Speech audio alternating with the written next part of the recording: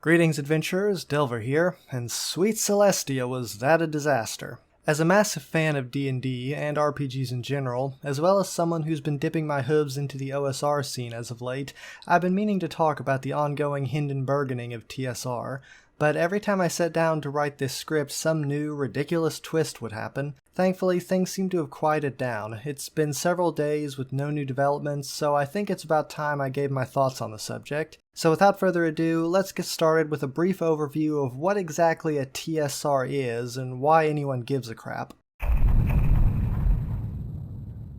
TSR, short for Tactical Studies Rules, was founded in 1973 by Gary Gygax and Don Kay to publish D&D. The partnership was later joined by Brian Bloom. In 1975, it became TSR Hobbies Incorporated, with Brian Bloom and his father Melvin Bloom being the largest shareholders, though Melvin Bloom's stake would later be transferred to Kevin Bloom. This will all be important later. In 1983, TSR was split into 4 sub-companies: TSR Inc., the main company, TSR International, TSR Ventures, and TSR Entertainment. At this time, Gary Gygax left the main company for the entertainment branch, where he mainly focused on trying to license D&D for TV and movie deals. This is where that cartoon came from. Around 1984 or 1985, TSR was having financial difficulties as a result of the Blooms' failed ventures, like trying to break into the needlework market for some reason. Gary came back from Hollywood and tried to get the board to oust the Blooms, which was successful, but then in retaliation, the Blooms sold their stock to Lorraine Williams, who I believe had been hired a year or two previously as a financial manager. When Gary was unable to block the sale, he sold his stock and left the company. Williams managed to get the company out of debt and is largely responsible for the popular Drizzt and Dragonlance books. However, by 1996, TSR was in financial straits once again. They were falling behind their main competitors, Games Workshop and Wizards of the Coast. It was believed that CCGs, collectible card games, were eating away at the RPG market, and TSR's own attempt to break into the market with Dragon Dice had been a rather expensive failure. They had also tried to release 12 novels in the same year, which presumably didn't sell well because Random House returned a whole buttload of them, along with Dragon Dice packs, and charged TSR several $1 million in refunds. This sent TSR into a cash crunch so bad they couldn't even afford to have products manufactured. In the end, Williams was forced to sell TSR to Wizards of the Coast in 1997, who in turn was acquired by Hasbro in 1999. WotC continued to use the TSR branding on D&D products until the release of 3rd edition in 2000. In 2011, Jason Elliott, co-founder of the Roll for Initiative podcast, discovered that WotC had let the TSR trademark expire in 2004. Elliott decided to launch a new TSR and teamed up with the now late Gary Gygax's sons, Luke and Ernie Gygax, as well as former Dragon Magazine editor Tim Kask, to produce Gygax Magazine. However, due to some sort of long-running legal issues with Gail Gygax, Gary's widow, the magazine was canned, and Luke and Ernie left the company. Elliott continued to operate TSR games and published a new edition of Top Secret, which was an old TSR espionage RPG. However, Elliott apparently missed a trademark filing recently, which allowed Ernie and Justin Lanasa to snipe it, and subsequently launched their own new TSR. I first heard about the new TSR, henceforth referred to as TSR3, around late June, which I believe was shortly after they launched. I was a little wary at first, since most of the hubbub around TSR's supposed return was coming from a certain group of folks I will refer to as the faux SR crowd. More about them in a bit. Still, when I looked into it, it seemed legit enough, on the surface anyway. They had quite a few notable names from TSR1 attached, like Larry Elmore, Jim Ward, Jeff D, Jeff Leeson, and of course Ernie Gygax. Their first release, Giant Lands, was supposedly going to be a sort of spiritual successor to Gamma World, and they were talking about bringing back Star Frontiers as well. That said, on closer inspection, cracks started to form. For starters, I found out that they had basically sniped the trademark from Elliott, which I hadn't known about at the time. I also found out that Ernie had previously run a Kickstarter for an adventure module called Marmalade Keep. Not sure why you need to crowdfund an adventure module, but whatever. The campaign was funded in 2015, yet the module has so far failed to materialize, and I think it's been transferred to like 2 other companies in the meantime. I don't know, it's a mess. Anyway, it wasn't a great look for someone trying to start up a game company. Oh, and speaking of Kickstarters, it turns out Giant Lands isn't an original TSR3 product. It's actually a Kickstarter that TSR3 bought the publishing rights for.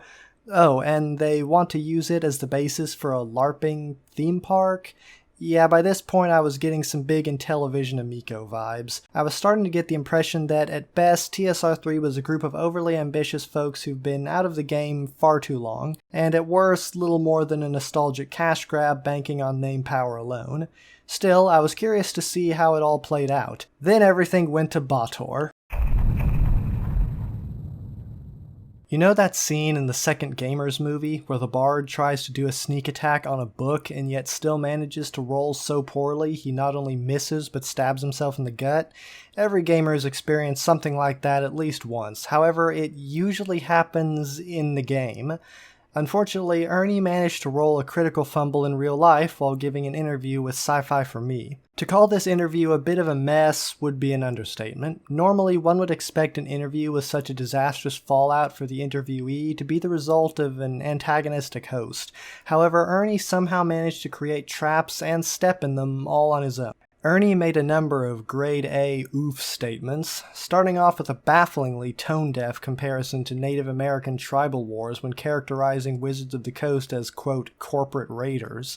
In fact, despite his jovial tone and frequent laughter, there was a distinct undercurrent of bitterness throughout the interview. Aside from casting WotC as pillagers, he also compared 5th edition players to lemmings. More troublingly is a statement in which he criticizes WotC for putting out a big disclaimer trying to, quote, divorce themselves from the ethics and style of play that was involved in the origin of the game. I tried to find this statement, and all that came up was the Looney Tunes styled disclaimer they put on the Drive-Thru-RPG page for Oriental Adventures. If that's what he was referring to, that raises some troubling implications. And of course, there's the soundbite that led to the most hoopla. When asked why he wanted to resurrect TSR, again, Ernie said he wanted to create a place for artists, game designers, and players who had been, quote, dissed for being old-fashioned, possibly anti-modern trends, and enforcing or even having the concept of gender identity.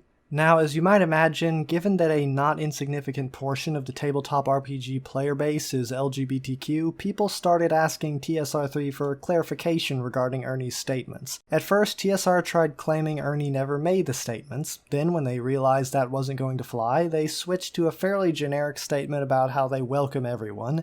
Now, there's nothing inherently wrong with a statement like that, but they certainly seem to be trying to dodge the question, leading people, of course, to push them on it even harder, culminating in one Twitter user asking them to make an affirmative statement in support of trans rights. Now, imagine you're a social media manager for a fledgling company. When faced with a situation such as this, what would you say is the best course of action to take? A. Answer that yes, your company welcomes trans people. B. Say nothing and wait for the controversy to die down, as all Twitter controversies do, and make sure everybody keeps a low profile until the company has decided what to do. Or C. Insult the user asking the question. If you answered C, then you're probably the social media manager for Giantlands, because they did just that, calling the user in question, quote, disgusting. Now, to play devil's advocate, it's more than likely they were referring to the user's supposed attempt to force them into giving an affirmative statement, not the fact that said user was trans. That being said, such a statement is still unacceptable for a company representative, and calling a trans person disgusting for any reason while one of your head honchos is getting flack for transphobic comments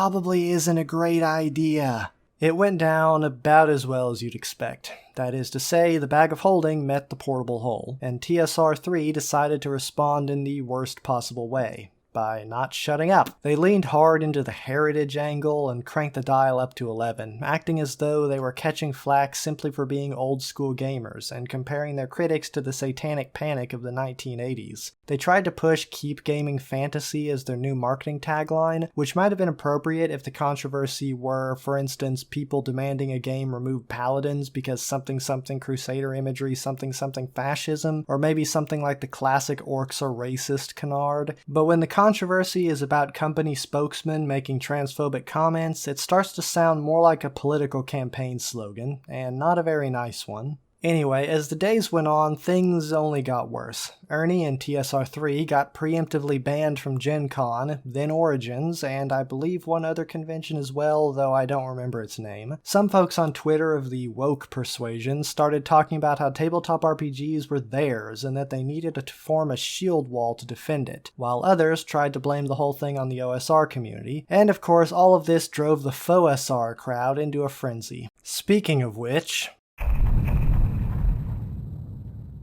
One of the most vocal voices in the faux SR crowd was none other than Kneon of Clownfish TV. Now, I'm not bringing this up just to dump on Clownfish again. This is actually very relevant. You see, in one of their videos on the topic, Kneon, who admits he hasn't played D&D since high school, just thought I'd mention that, said the backlash felt, quote, planned, and put forth his theory that the entire controversy was being secretly orchestrated by Wizards of the Coast. The theory goes that Hasbro is looking to sell WotC, and because of this, WotC sees TSR3 as a threat, so they use their media connections and an army of Twitter sock puppets to try and get TSR3 cancelled. Is there any merit to this theory? No, of course not. Well, the part about Hasbro selling WotC might, big emphasis on might, have something to it, but the rest is just hogwash. For starters, even if Hasbro did sell them, WotC would still retain Magic the Gathering and D&D. Magic is still going strong, and D&D is more popular than ever, so it's not like they'd be left twisting in the wind. Moreover, if WotC has anyone to hypothetically worry about, it'd be the likes of Konami, Games Workshop, or Paizo, established companies they're actually in competition with. Not an unproven upstart like TSR3, whose only product is a yet-to-be-published Kickstarter project that's shaping up to be the Shenmue 3 of tabletop RPGs. The idea that WotC, who hasn't said anything about this situation whatsoever by the way, is somehow so scared of TSR3 that they would try to covertly sabotage it is an absolute joke. Besides, what would they have even needed to orchestrate in the first place? The controversy is entirely of TSR3's own making. It was Ernie who made the dumb comments, and the TSR/Giantlands Twitter manager that bungled the whole thing and turned it into a hullabaloo, and once it became a hullabaloo, of course the pop culture rags would pick it up. I'll admit the preemptive convention bans are a little odd, but to invoke Occam's razor, I think performative virtue signaling is a more reasonable explanation than WotC pulling strings to cancel a company they literally have no reason to care about.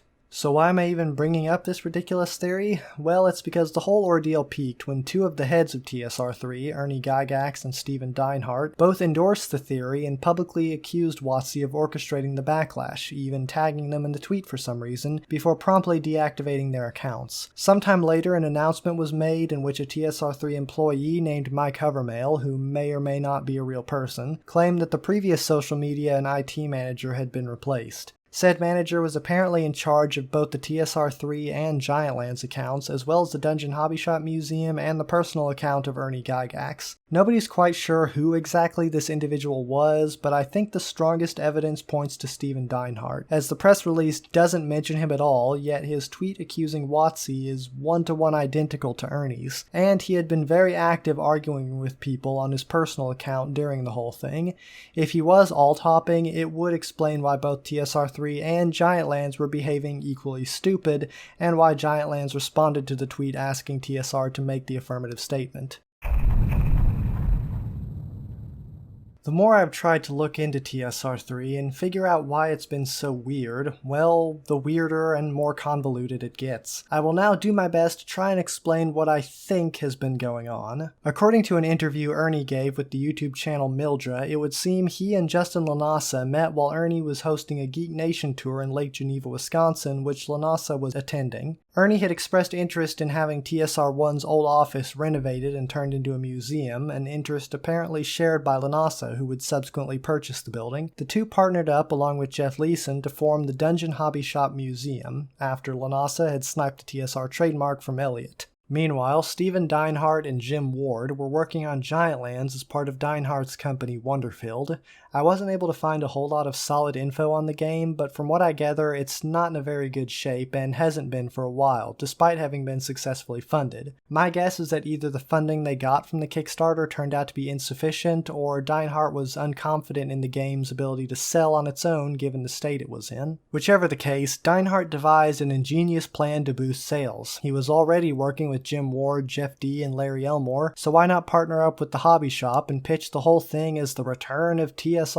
All he had to do was downplay the little details, like how Ernie and Leeson had no creative involvement, that D and Elmore weren't actual employees, and that Lanasa had only acquired the trademark for Star Frontiers, not the actual IP. Of course, these best-laid plans promptly fell apart when the controversy began. Dee and Elmore, being commissioned artists, distanced themselves from the project, and Jim Ward claimed he hadn't been aware of the TSR relaunch, thus making it clear he was working for Deinhardt, not TSR. However, despite the initial nostalgia marketing scheme seemingly falling apart, Deinhardt probably noticed how the faux SR and broader anti-woke crowds had begun to rally around them, and likely decided to pivot into that as his marketing scheme. Before he deleted his personal Twitter, he claimed that the controversy had led to a massive sales boost. My guess is that he heard about Kneon's WotC theory and thought he could use it to rally the base or something, before somebody with a modicum of sense informed him that directly accusing WotC probably wasn't very smart and could maybe possibly land him in legal trouble. I don't know, I'm not a lawyer.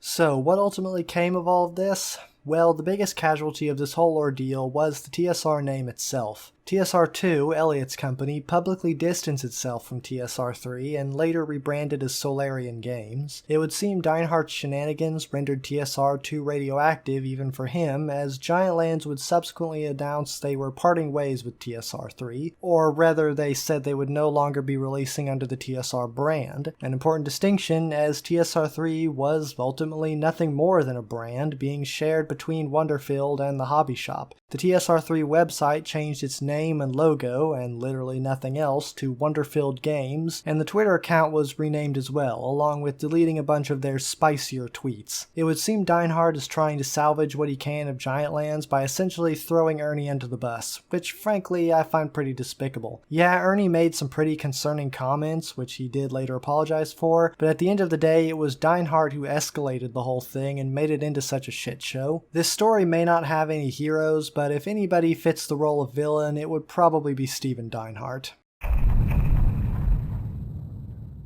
And that brings us to the end of this sad and stupid saga. But before I go, I feel I should take a moment to highlight the collateral victims of this mess, old school gamers. Yeah, insert gamers rise up meme here. But seriously, TSR3 tried hard to associate themselves with old school gaming, and in turn associated old school gaming with outdated social views, both through Ernie's statements and through their pandering to the faux SR crowd. And yeah, there's a reason I've been referring to them as faux SR, because whenever I hear them complain about modern D&D, they're not complaining about, say, rules bloat, or combat taking too long, or PCs being overpowered, or the downplaying of proceduralism, or the focus on DM-guided narratives over emergent player-driven ones, or the shift in tone from pulp grittiness to high fantasy superheroics, you know, any of the myriad of things real old school fans complain about. No, instead they're complaining about how the game is too mainstream, too popular with people they don't consider true fans. They're upset about an optional rule that lets elves change sex, or about an anthology module with a wheelchair dungeon,